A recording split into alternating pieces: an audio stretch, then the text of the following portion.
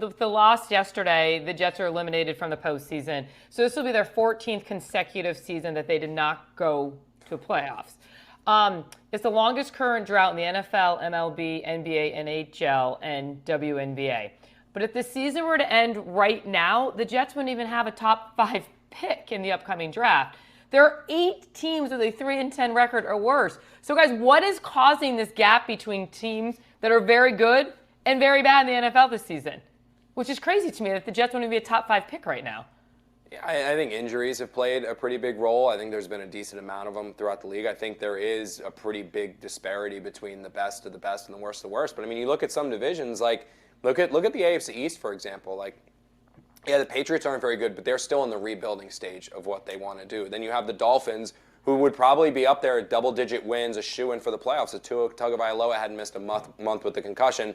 Then you have the Bills. You can go in the AFC West. You got some teams like the Raiders who have fallen back. But now, look, the Broncos are kind of going up. So I think it's just the unfortunate part of some teams just being in a rebuild. But that whole thing with the Jets picking 7th despite having the 2nd worst record in the NFL, let that work itself out, because there's a lot of teams in the front. Like the Raiders still have to play the Saints, who are now without Derek Carr. They can win them. They're still going to play. I think it's the Jaguars they got to play. So there are some games here where even some of those teams that have bad records, they're going to steal some towards the end here, and there's going to be a lot of shakeup and all that stuff. The Jets could still very easily be up there picking number 2 or number 3 in the draft, especially if they lose this Sunday to the Jaguars.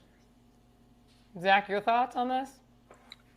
I think the 2 biggest things are quarterbacks and coaching. Like you just I'm looking at the standings right now. I mean, obviously you don't need to talk about like the Chiefs, Bills. Russell Wilson playing well for the Steelers, Mike Tomlin's there, C.J. Stroud, D'Amico Ryans, Lamar Jackson, John Harbaugh, Jim Harbaugh, Justin Herbert, Bo Nix, Sean Payton. Like it's all these teams with winning records are teams that have a good coach and a good quarterback. And it's pretty simple in the modern NFL. Like you need those 2 things. And to Connor's point, like I think the NFL has gone a little bit closer to the NBA in terms of like these teams that are rebuilding kind of just like go all in on rebuilding and not really trying to win because it's hard to become a good team unless you have elite players and you get elite players in the top 10. So, a team like the Patriots, I feel like they should feel very, very good about their future. They have a quarterback that everybody loves. They have a bad roster around them. And so they have their marching orders, and that's build the team around them. Whereas, a team like the Jets doesn't have a coach or a quarterback going in next year. So it's, I think that's what it comes down to ultimately. There's a lot of bad coaching in the NFL, and there's a lot of bad quarterbacks in the NFL. Yeah, it's going to be like eight vacancies? I think there's going to be something like 8 vacancies. Fire, and all of those firings were justified. Yeah, let's talk about another bad team that happens to share a stadium with the New York Jets. Oh, God, really? During the Giants game, a plane flew over MetLife Stadium with a message saying, "Mr. Mara, enough. Please fix this dumpster fire." End of quote. Very polite. Yeah, I thought so too. Please, sir. Not a good time to be playing football, obviously, in New Jersey. All right, guys, I got to pick my kids up in like 5 minutes, so we got to make this quick. Are the Giants or the Jets in a better position, as they both will likely be going through, as we just talked about, rebuilding in the offseason? Zach, your thoughts. Who's in the better position?